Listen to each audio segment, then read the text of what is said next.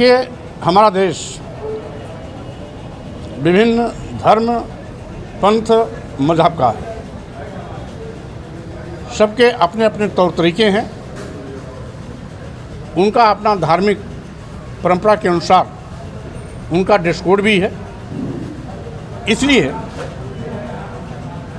अगर वाकई में केंद्र की भाजपा सरकार का कुछ करने का इरादा ही है तो भारतीय संविधान के अनुच्छेद 38, 39, 40 और 41 के उपबंधों पर पहले काम करे, उसके बाद 44 की बात करें।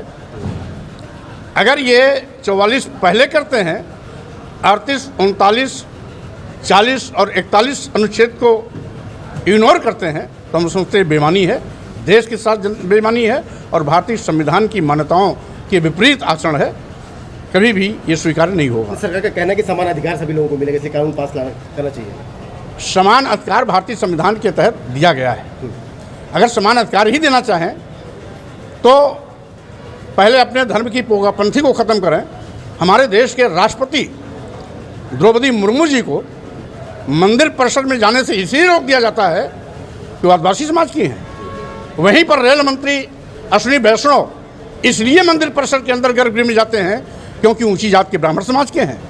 और साथ ही साथ इसके पहले भी जब हमारे देश के राष्ट्रपति थे महामहिम रामनाथ कोविंद जी, उनको भी इसी जाति अपमान का दंड झेलना पड़ा था।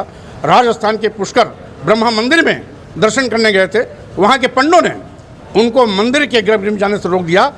मजबूर होकर के राष्ट्रपति होते हुए उन्होंने सीढ़ी पर माथा टेक करके वापस लौट आए थे। तो जिस तरीके से अगर उनको वाकई में इस प्रकार का समान आचार संहिता लाना है तो पहले जहां पर जाति अपमान के घोर कड़वे घूंट राष्ट्रपति तक को पीना पड़ता है, पहले वहां सुधार करें। चुनावी मान रहे हैं इसको? स्वाभाविक रूप से ये इनका चुनावी एजेंडा है।